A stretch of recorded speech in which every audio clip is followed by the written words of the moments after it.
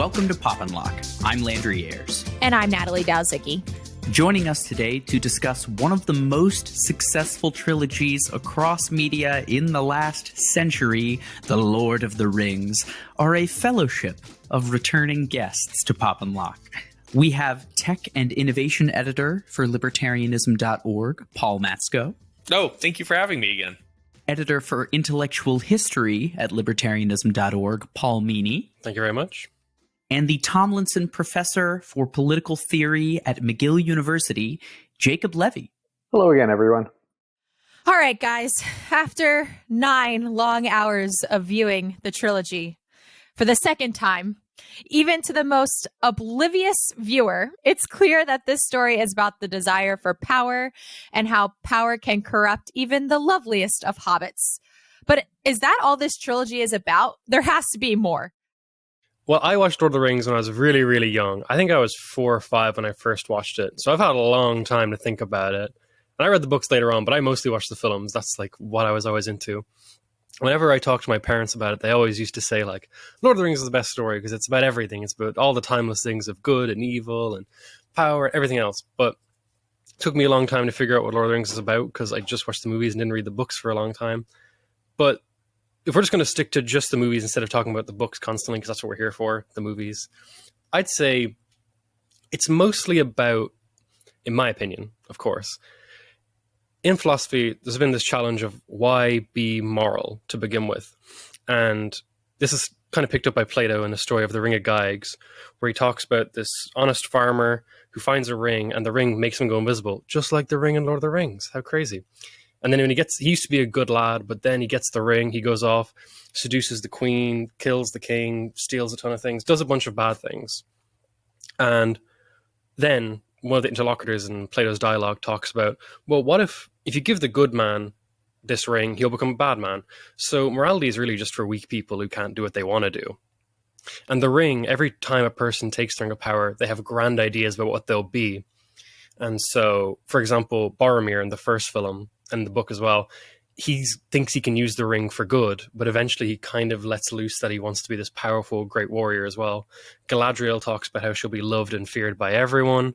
And in the books as well, at a certain point, Sam has the ring, and he could use it to sneak into the Barad-dûr, but he knows if he uses it, he'll get these ideas of Samwise the Great with a flaming sword, like commanding armies, even though he's 3 foot tall.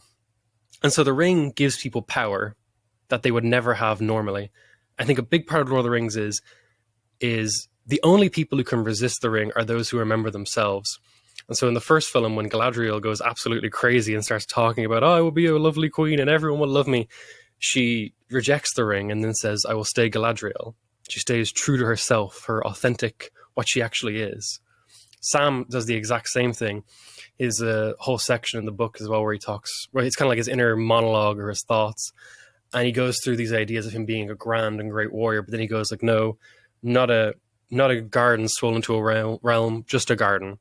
He goes back to just being a simple gardener. His love for Frodo anchors him, but also his simple hobbit-like tendencies and ideas. He doesn't want to command the world. He doesn't want to command everyone. He just wants to be his own gardener. And so I think a lot of the Lord of the Rings is about choice and morality. And it's about if the life you want to lead requires this much power beyond your natural abilities, you shouldn't have it anyway. You should never want that life. The life you have should be within your grasp. It shouldn't require this level of godlike power. And then you can see the question of why be moral with people like Gollum.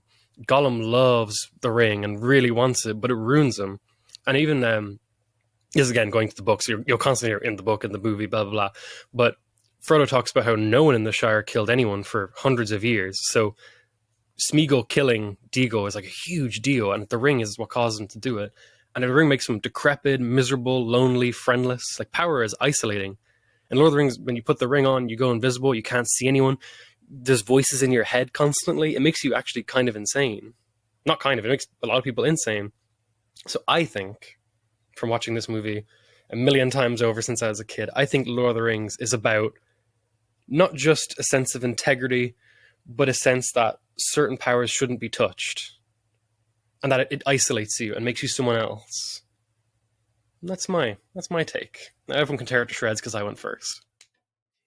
One of the hard things about analyzing Tolkien, either the movies or the books, is that he was very resistant to anybody's attempt to allegorize his story. Like, he hated allegories, and this is rooted in his intellectual habits. Like, I've got the quote. Do we want the quote? Yeah, give us the quote. I cordially dislike allegory in all its manifestations, and always have done so since I grew old and wary enough to detect its presence.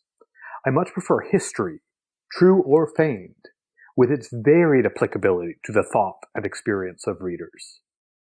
But even in his resistance to allegorizing, he engages in something very similar, which is he constructs motifs and themes, and the line between allegory and theme and motif can get very thin at times. So some of it's like to acknowledge that it's easy to find the Tolkien quote where anyone would propose a theory to him during his life, and he actually lived to see these books enjoy, popular success. Anytime, a journalist would come to him or a fan would come to him and say, here's my theory about what this means, whether it's like the Scouring of the Shire is an anti-socialist parable or whatever it may be, he would always poo-poo the concept that it was an allegory. At the same time, there's often some legitimate kernel that the person was picking up on, even if fleshing it out into an allegory kind of granted too much intent and purpose. And I think it's because Tolkien, he didn't like the didactic nature of allegory. He wanted his message to be subtler, not to be as mechanistic as allegory tends to be, where there's a one-for-one connection between the story and the true story behind the story. But he still did engage. I mean, so like with Paul's, I think example of the rings pointing to the corruption of power, how power corrupts. That can be true, but if you'd asked Tolkien about it, he would have been like, well, no, that's not what I'm trying to do. Well, I think a lot of Tolkien is it's kind of like history that didn't happen, but he pretends did. The book reads a lot like history, and the movie had the philosophy of, when Peter Jackson was directing, he was like, imagine we had been sent on set to record where it actually happened, this battle. It was always felt like it was very real and very grounded. But I think sometimes in Tolkien, now, there's a quote about it, but I don't have it on hand, but it's basically about how he loved myths, and because myths are outside of time, and because they're outside of time, the knowledge that they give us can be applied anywhere. I think there's often like allegory and applicability are different things. I don't think Tolkien would be opposed to people reading into it. I just think he would oppose to people saying, this is definitively what it is. I think that's true. I mean, one of his books he wrote before he wrote Lord of the Rings was on fairy stories. And he used fairy stories somewhat roughly analogously to how we talk about fantasy. And he was writing a particular kind of, he's kind of one of the founding figures in high fantasy and all the high fantasies that come after. For him, like the point of a fairy story is that it must feel real. There's no wink, wink, nod, nod to Jacob's quote about, from Tolkien about how he's writing history. Like, we hear fairy story, we think of like cutesy little kidsy stories that aren't meant to be taken seriously. And that's not what he wants to do with fairy story. I remember Lord of the Rings. It is like, I watched it when I was really young. It is not a film you want to show to like every kid. Because there's a lot of stuff that I think a lot of kids will find really scary. And it's like, you think about how people just die or like their houses are destroyed. I remember reading the books in the third movie when they're sieging Minas Tirith, the giant white city. In the books, people are like throwing themselves off roofs. Even in the movies, there's like civilians being slaughtered by orcs and all. It's actually so harrowing. So sometimes people say fantasy is kind of like a big joke. Lord of the Rings is kind of dark. Well, Denethor sets himself alight like a, monk in Saigon. I mean, The treatment of Denethor there is on the top 10 list of things that Peter Jackson wrecks and ruins. I'll give you my one as well. I love Faramir. Yes. I'm really sad also on the list. In the books, Frodo and Sam come to Faramir, and Faramir basically just says, yeah, I don't want the ring at all. It'll corrupt me. I have no use for this. Go ahead. And Faramir's like a pure of heart dude. But in the movies, they're like, okay, we got to get some more content and stretch this out. So Faramir's conflicted about it. He captures them, has a few Boromir moments, a chance for Captain Faramir to show his quality. But then eventually he yields, and he knows the right thing to do is to let Frodo go. And that's cool too, but the book did it so much better, because it has some of my favorite quotes, which is about Faramir and war, and how he doesn't... It's not that he's not a pacifist. He just doesn't like war. He thinks it's necessary, but doesn't always enjoy it. And I need to get the exact one. Oh yeah, this quote I've always loved. I'd not love the bright sword for its sharpness, nor the arrow for its swiftness, nor the warrior for his glory. I love only that which they defend. That's why I love Faramir. But the books or the movies, they kind of make him into a bit more of a tragic or kind of conflicted. But in the books, he's very much so. No, I understand pretty intuitively that the ring's terrible. Well, Jackson cranks up the angst. I mean, some of this is an artifact of the time. It's the late 90s, early 2000s, and everything had to be angsty. Whereas in the books, it's like Aragorn never has... In the books, he knows he's the true king. There's no huge self-doubt where he has to evolve in his confidence. That's a Jacksonian import, and that's a reflection of kind of social norms in the late 20th century. Whereas, and I think you can see that in Faramir as well. Everyone has to have their own little angsty arc. But yeah, that's that. If you're a fan of the book first and then you watch the movies, that's one of the things that's just going to annoy you every time you see Faramir or Aragorn, any of these characters portrayed. It's my overall theory that ratcheting Aragorn down was in the driver's seat. Jackson wanted a story that was more of an Aragorn unfolding and coming into his own story, because he thought that was interestingly heroic. But that means that Aragorn's much less impressive, morally much less impressive as a personality, as a character, until very near the end. And so accordingly, lots of other people who, in the books, are almost as impressive as Aragorn, and who are kind of inspired to rise to his level, have to be reduced. You can't have Faramir morally outshining Aragorn. You can't have Éomer, who gets reduced to this kind of side joke instead of being really someone who's already almost... It's a waste Aragorn. of Karl Urban, that's what I say. Oh, absolutely. Absolutely. So everybody else gets taken down a notch. Even the Ents get taken down a notch.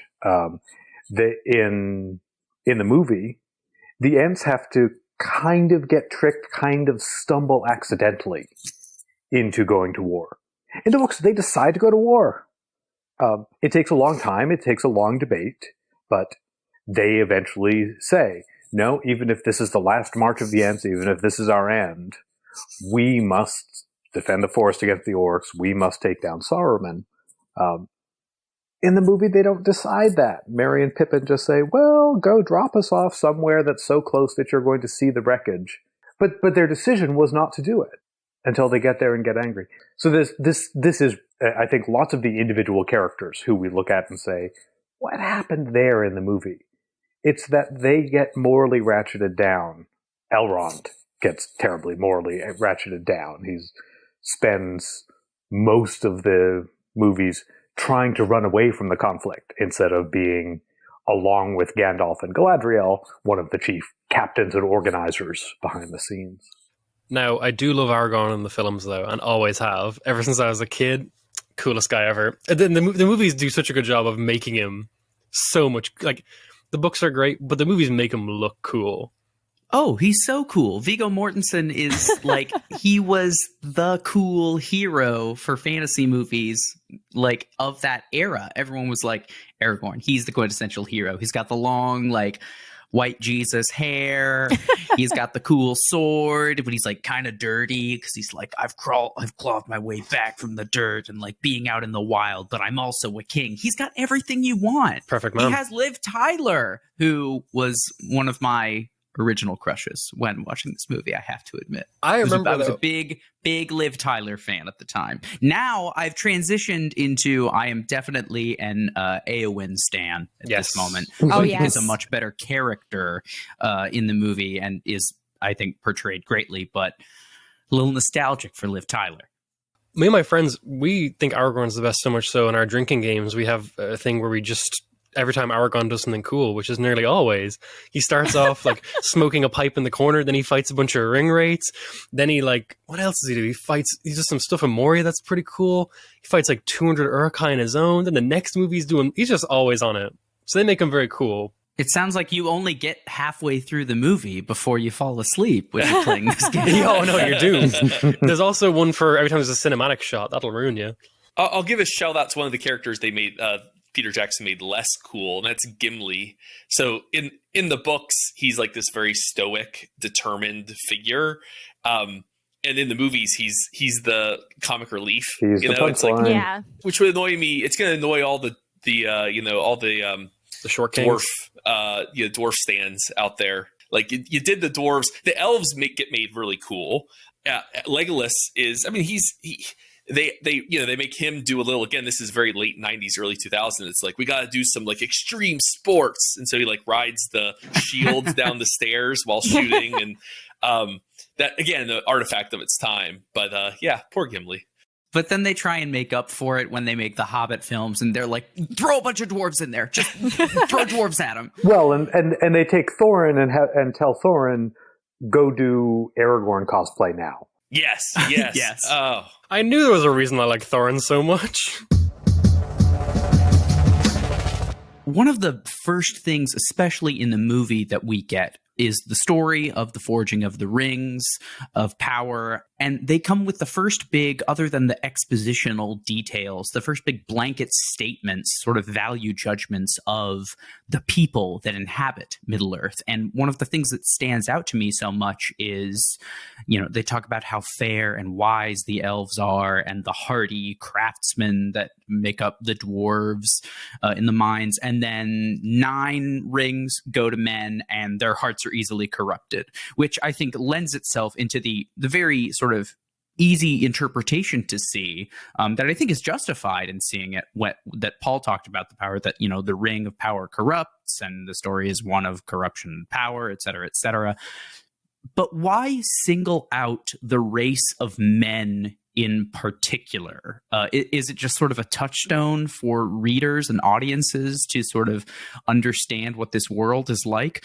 Because then throughout the rest of the movie, we're not following men or humans per se for a majority of it. There's stories about hobbits and dwarves and elves and everything, and they all have very human qualities to them.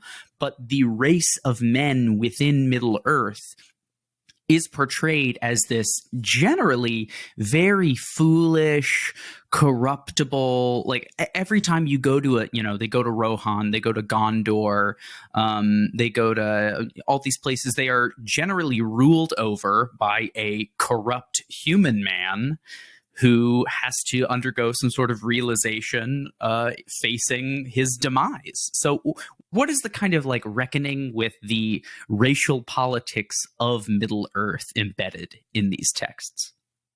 So I'm going to talk about the books for a minute first, and then I'll make the transition to what changes in the movies.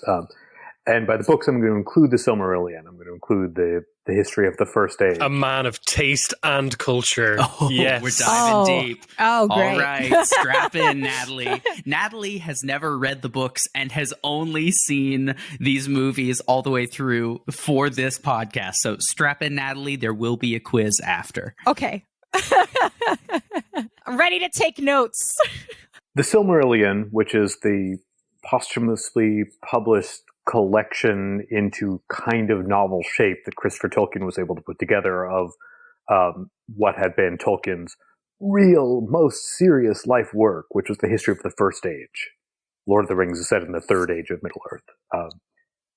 J.R.R. Tolkien's real heart, real sense of mission lay in the grander history of the First Age. And in the First Age, the elves are corrupted.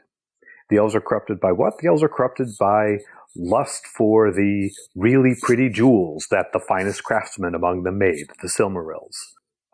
So we get this structurally similar story of corruption.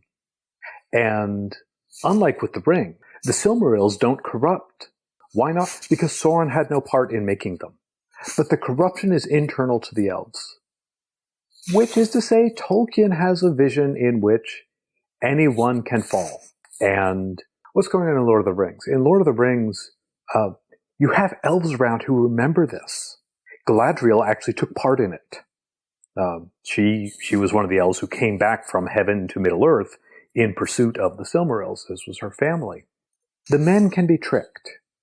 Why? Not because their souls are intrinsically more fragile, not because there are racial differences about morality, just because they don't have the same first-hand memory of it. Elves and dwarves in their different way can be corrupted. Men and dwarves can be corrupted, and hobbits can be corrupted, insofar as we remember that Gollum was originally Smeagol and that Smeagol was of a kin to the hobbits. In the books in Lord of the Rings, we don't see elves being genuinely corrupted, but that really is just because they've already gone through their version of this.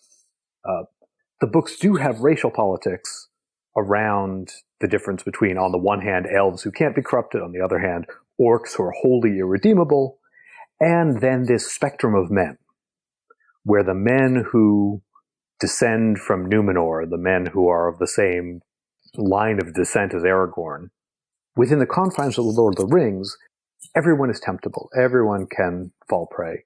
Not everyone is redeemable. There's no sign of orcs and trolls being redeemable because their corruption or their creation was corrupted. On the topic of like orcs, I'd like to step in real quick that Tolkien kind of has an idea of good and evil, a bit like Aquinas, in that he doesn't believe that evil exists. Evil is more like it latches onto things that were good and makes them worse, but evil doesn't exist on its own. It's kind of like the way a shadow can only exist with light. There'll always be light, but there won't always be a shadow. And so in his world, good is bound to win because evil has to subsist off good to begin with, so it'll always be parasitic and always eventually fail. And all the bad things in Lord of the Rings are corruptions of formerly good things. So the orcs are supposed to be a cheap parody of elves. Elves are tall and graceful. Orcs are bow-legged and small. Uruk-hai are a mutation of men and elves put together. Then you have the ring wraiths used to be the kings of men, but then they became the wraiths. Everything becomes something worse. And the Ents at least believe that trolls are corrupted Ents.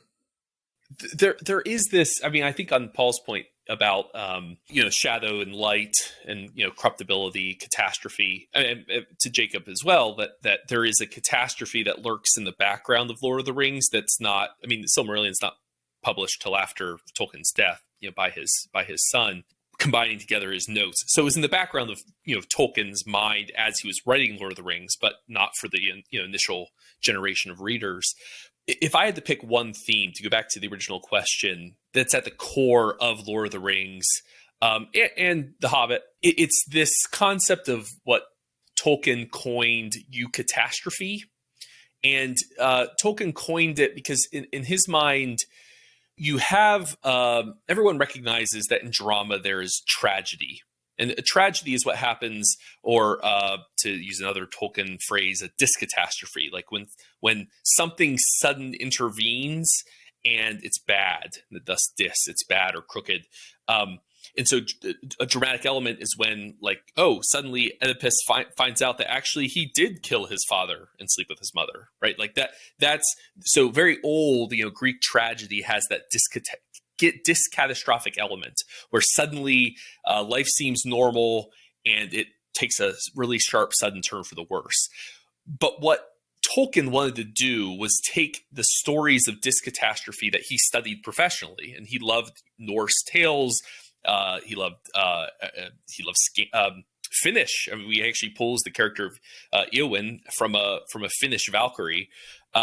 He loves old, Anglo-Saxon stories. So he takes all the Beowulf and the like. He takes all these old stories of discatastrophe and inverts it, where instead of a sudden tragic turn for the worse, in the midst of a catastrophe, there's a sudden reversal to something unexpectedly good.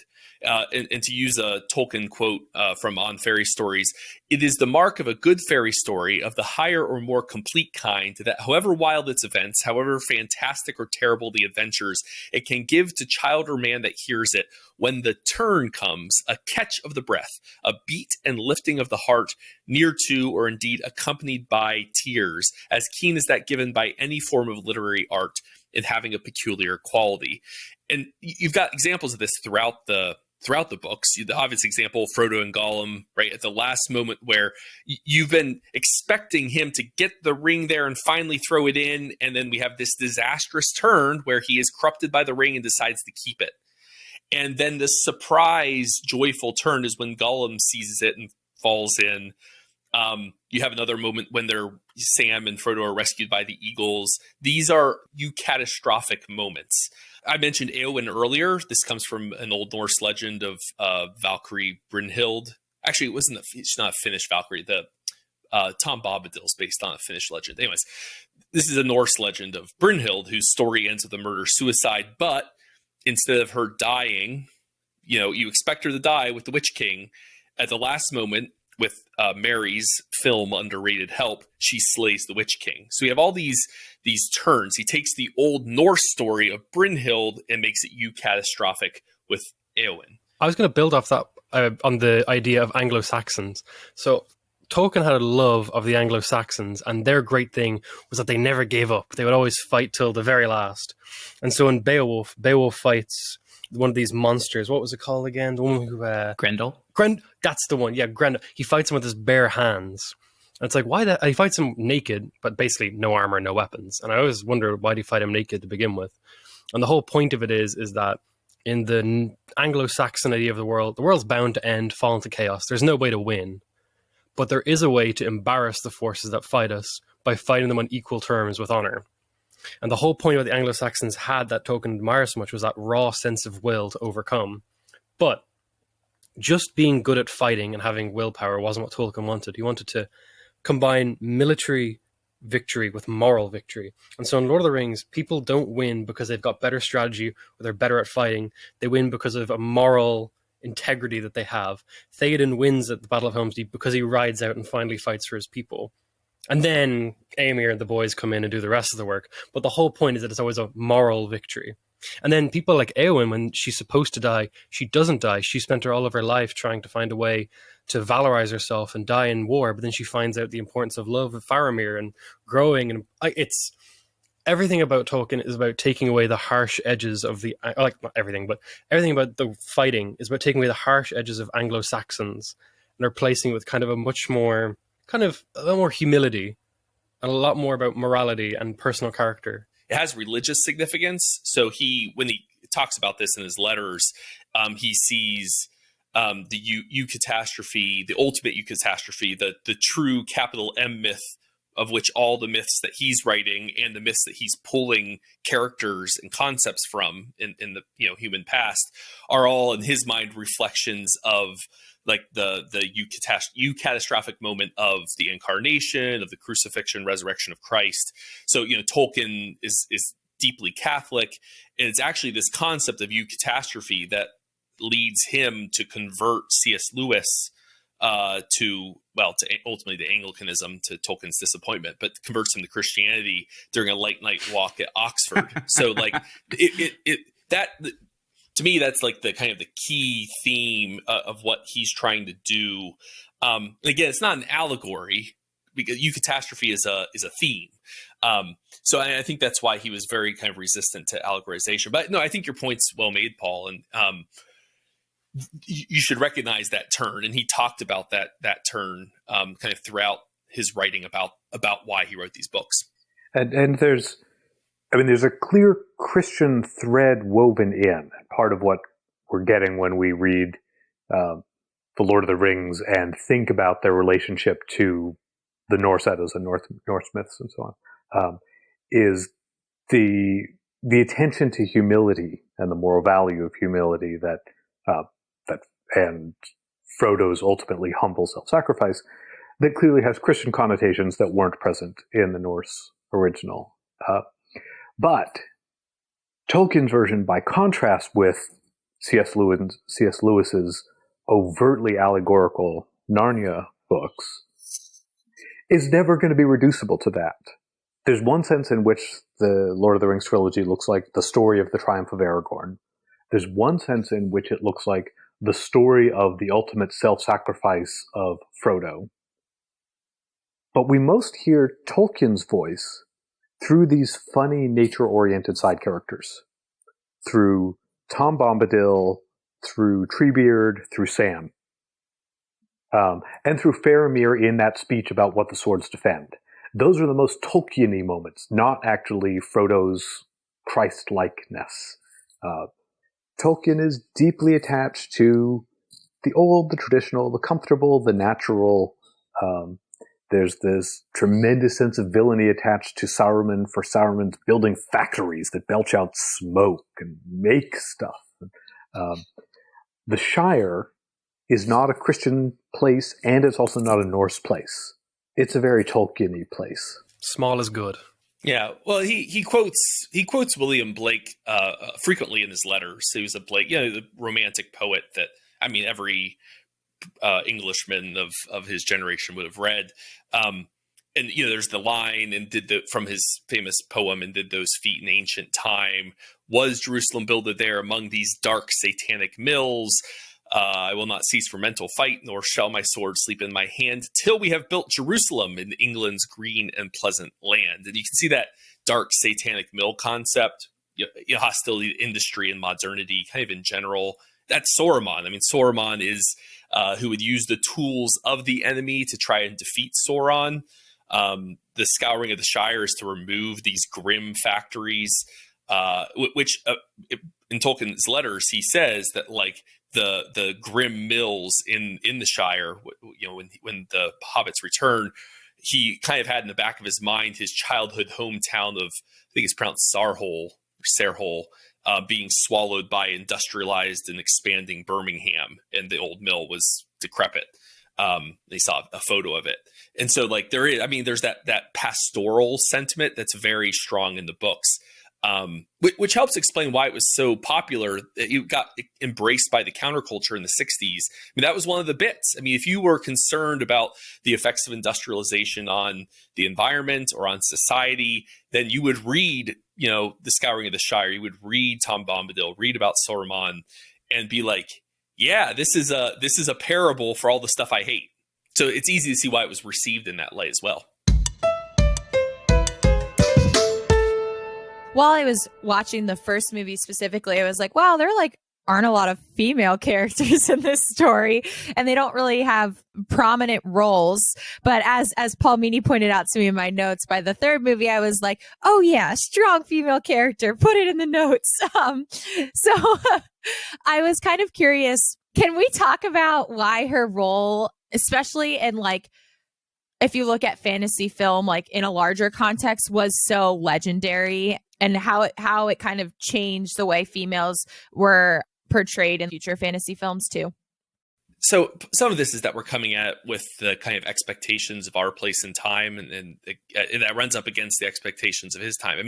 The Inklings, his society where he read out chapters from Lord of the Rings to Lewis and Williams and other members of the club. They just would go and do boys and brews in the back of a pub, and it was all boys. It was boys only. So it's not like when he was getting notes on the chapters and someone was like, have you thought about introducing a female character here? And also he's working off of a lot of myths and legends from across mostly across Europe, which tend to skew heavily male representation. And so, but he's not trying, there's no intent. I don't think he is thinking about gender very explicitly in here at all. It's just, this is his source material, and he has an example. Now, it is important though. Again, as part of that, the humility we were talking about earlier, and the sense of, it's not always about the person with the biggest sword who swings it the hardest, that it's about grit and determination, that catastrophe can come from the most surprising of sources. It's not going to be Boromir who saves the world. In fact, not even Aragorn who saves, even though he is the true king.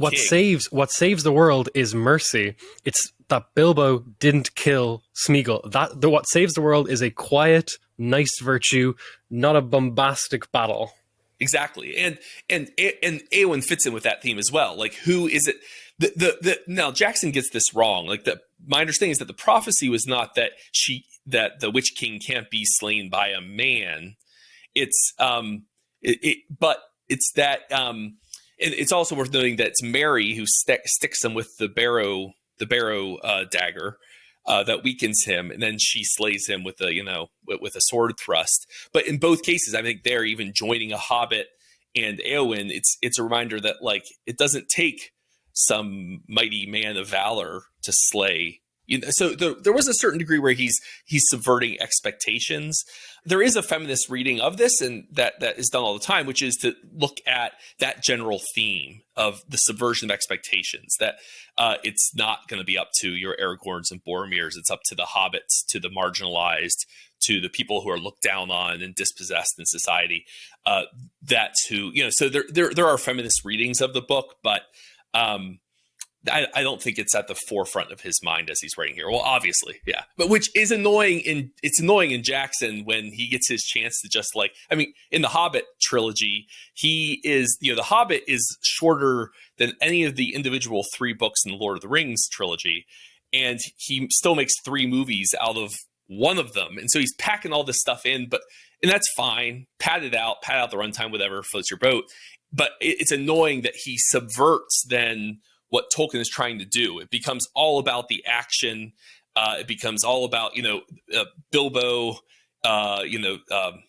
Martin Freeman, he actually takes on Azog with his sword drawn and has a little fight. And it becomes about martial courage. It becomes about rather than grit and determination. But there's also there, what does Peter Jackson do? Well, he inserts in a stereotypical strong female character. He invents Ariel, who's just kind of, but at the same time, is she really, she falls in love with the dwarf just because you need a Frisian of romantic. Can we please not talk about these movies? It's so bad. It's those bad. movies didn't happen. Where Lord of the Rings doesn't do well, Lord of the Rings doesn't do great on gender. It doesn't do great. There's not many female characters. Arwen does some cool stuff. Éowyn does some cool stuff in the movies. But even then, Éowyn's story is more about her coming to grips with a different kind of life and not being a militaristic person. But I said earlier, what I think is very true about Lord of the Rings. People skip over Galadriel, by the way. Oh yeah, she's great too. There is an important woman character. Yeah, but in the movies, she's barely in them. And we're on the movies. What I was going to say is that Lord of the Rings, what I think it does have, especially in the movies, is a very important message of a very different kind of masculinity. Because all the characters in the movies, they cry, they embrace each other, they kiss, they sing. There's no, that's that's a bit girly or that's a bit effeminate. They're very emotional. And from a young age, I kind of watched Lord of the Rings and had a very different perception of what manly meant. Because manly for me meant Aragorn, and Aragorn has the full range of emotions in the movie. He cries, he has happy at moments, but he embraces all of his friends. I remember in the 3rd movie when I was really young watching it, Sam and Frodo just hugging each other as they thought they were going to die. I was like, oh my God. I remember reading some people talking about it, and they were saying I'd never seen 2 men, 2 not gay men, so lovingly embrace, and the fact that you can, love the homies too. So I think that's what Lord of the Rings for me has excelled at as a movie. The books do a great job, but the movie really cements it for me as a non-aggressive, not toxic or chauvinistic, but a very nice, humble masculinity. Though there is the Sam and Frodo relationship, one of the things that the movies strip out is that it's very clear in Tolkien that it's as much a commentary on social hierarchy and stratification as it is on male friendship. It's very clear in the books that he is Frodo's servant, and that's emphasized. He calls him master. The whole friendship might develop between them, but whereas in the movies, well, they're just best friends for they're besties. And so there is some stuff that would have made a lot more sense in the context of 1930s upper middle class Britain that doesn't translate. And I'm fine with Jackson changing that. But both Merry and Pippin and Legolas and Gimli have very loving male friendships without the master-servant relationship. But isn't Sam supposed to be based off the Batman from World War I, who used to bring around or protect officers? They're called Batman. They were kind of like officers, bodyguards in World War I. If you read stuff like Murder on the Orient Express, as the character who's I was this guy's Batman, but a Batman was just a bodyguard. But Sam's based off Tolkien's own experiences with lower class men guarding officers, and it was something he would have observed firsthand. And they were always very loyal, apparently. So it makes sense that Sam's based off of them. Can we talk about the cutting of the Scouring of the Shire? Oh, of course. So, now the books end with the denouement where Saruman and Wormtongue have gone and taken over the Shire. And they are running it as their own little thugocracy with the help of Saruman's semi-orcish human servants. They corrupted some of the hobbits a little bit, but fundamentally they've just taken over and they're looting it for all it's worth, and they're fouling and polluting everything, and they're cutting down trees for no good reason. And the hobbits, and particularly Merry and Pippin, who have at this point risen to the rank of being a knight of Rohan and a guard of Minas Tirith and are figures of martial virtue, they go and they raise the Shire in rebellion, and without Gandalf's help. Gandalf takes them to the boundaries of the Shire and says, I'm going off to talk to Tom Bombadil. You guys have grown up now. You get to deal with this for yourselves. And they go back to the Shire and they rid the Shire of Saruman's rule. This is politically important and politically valuable, as well as being a sign of the hobbits having matured in a way that the movies don't wholly let them. It's a sign of a self-governing society cleansing itself of autocracy and corruption, and it pains me so much that we didn't get the scouring of the Shire in the movies. But also a part that's important to think about the Shire and the scouring was what it looked like before that. And before that, there was a mayor who didn't really do anything in the Shire, and there was also sheriffs who looked after stray animals. There was basically no crime. There was no real government at all. It was just people kind of working together and living in pretty much harmony in a very idyllic and gorgeous setting with 8 meals a day. So it's a big transformation what happens to the Shire. Yeah, Saruman's regime introduces taxes, and the taxes are bitterly resented. It's perfectly well understood that the taxes are just confiscation. But it is possible to make it overly libertarian sounding, which is, Tolkien was no libertarian. He was a critic of. He didn't like politics. He talks in his letters about how little interest he has in the argument over whether the Socialist Labour Party is going to win or the Conservative Tories, like how just completely disinterested he is in the politics of his time. And he was always very resistant to people trying to impose a political vision. But that doesn't mean he didn't have a political vision. He did. And it was this kind of, romantic, pastoral, even communitarian. I mean, it has something closer in form to probably to the 19th century communitarian or even Georgism than it does to 20th century political movements. Because Tolkien's kind of a man out of time. At his heart, he's a 19th century, romantic pastoralist. So, I mean, it is there, but it's possible to, because like a libertarian reading, I'm sensitive to ways in which he's anti-modern. He writes about how Tolkien in his letters talks about how he doesn't like cars. Cars help destroy the pastoral landscape. He doesn't like heavy industry. He likes old, simple industry like mills, water-powered mills. Have you heard the story about how when he was given a voice recorder, he said a prayer before? Yeah, they give him a voice recorder, like he records one of Lord of the Rings, him reading it, and he did a quick prayer beforehand, just in case, because he was that like he hated advertisement even too. I think Tolkien's no libertarian, but I think there's a lot of good themes within him. And one of the things I really like is one of his letters where he says as follows: "If we could get back to personal names, it would do a lot of good. Government is an abstract noun, meaning the process of governing, and it should be offense to write it with a capital G or refer to it as people. If people were in the habit of referring to King George Council or Winston and his gang, it would go a long way clearing thought and reducing frightful landslide into theocracy." I love that idea that you have to talk about people ruling other people. And in the books, a lot of people might criticize Lord of the Rings for being monarchisty, like all the great monarchs come and rise, but the monarchs actually don't have a lot to say with the day-to-day governing of their cities. They actually act more like judges who interpret difficult cases in the law. And in Lord of the Rings, it's a lot more about small is good and knowing who's ruling you and knowing everything around. I think libertarians could take a lot of... Tolkien, of course, was a Catholic, and he believed in subsidiarity, the principle that everything should be dealt with in the lowest level possible.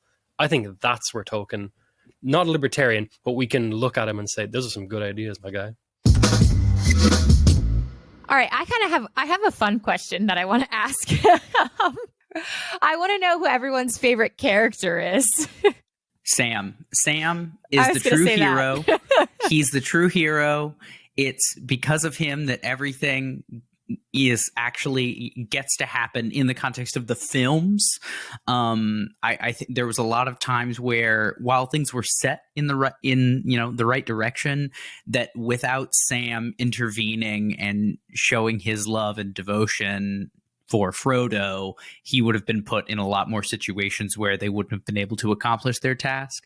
And I think just in particular, I love his character in the way that he is portrayed by Sean Astin, who I think does one of, if not the best performances in a series of films that are generally acted extremely well. The cast, for the most part, is great, just phenomenal casting. But I think Sean Astin's Samwise Gamgee is number one for me. It's the tops.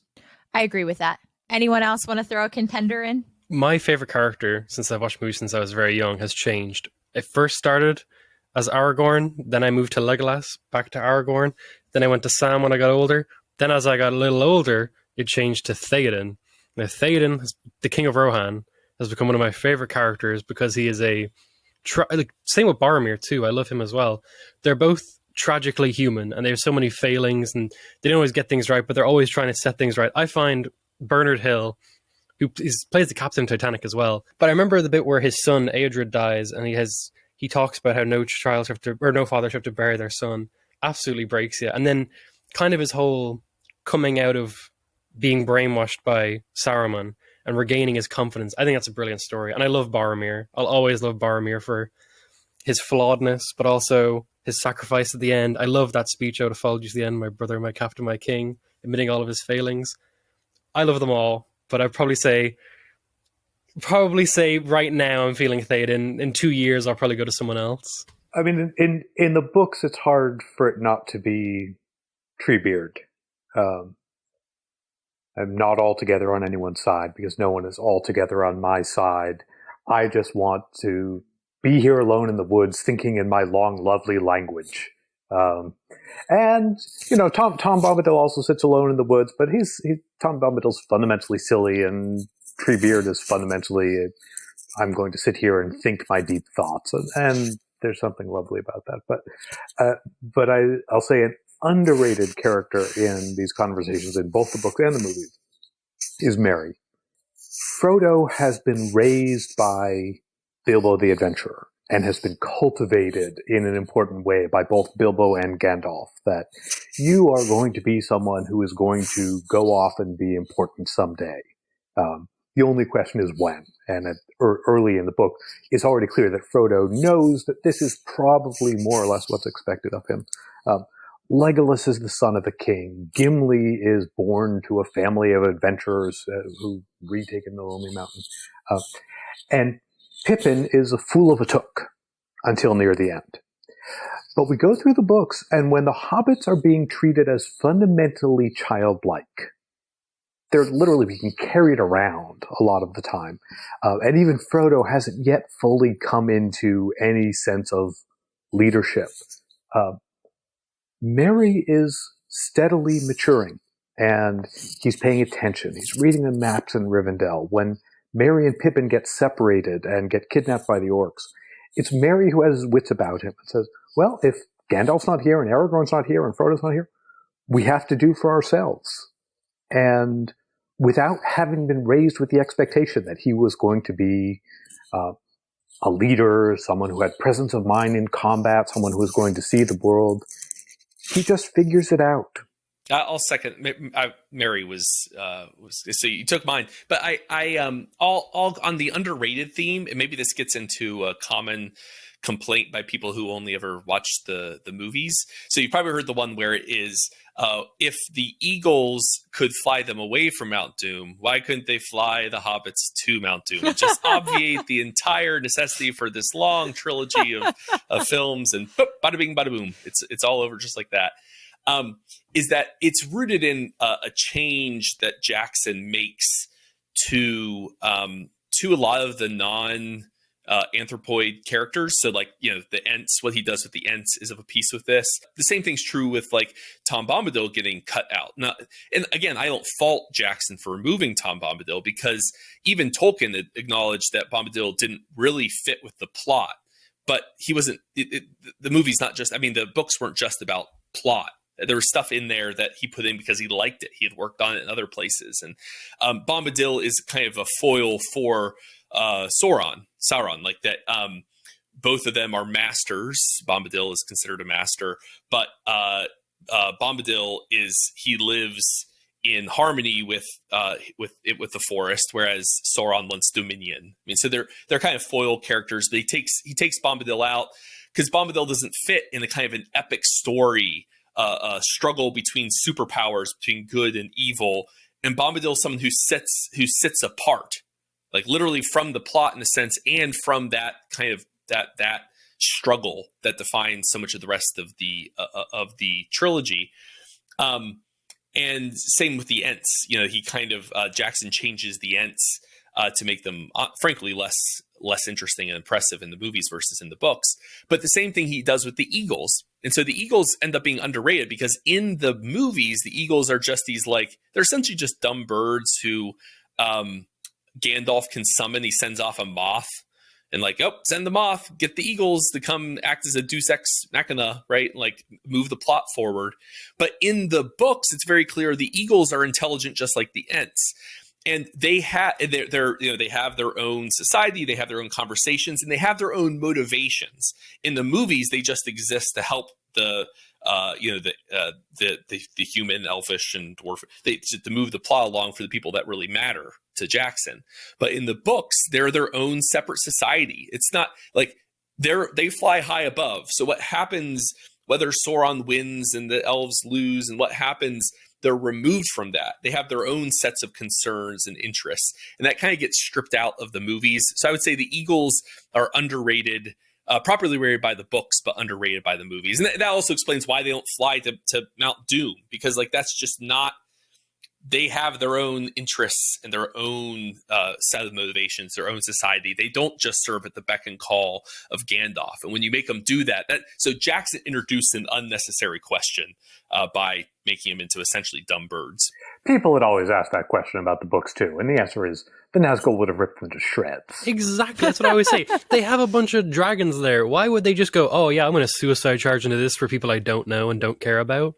It's always frustrated me, that question. The second you said it, Paul, I was about to cry, really. As a huge fan, I've just had to answer it for years, and it makes me more and more miserable every time I do.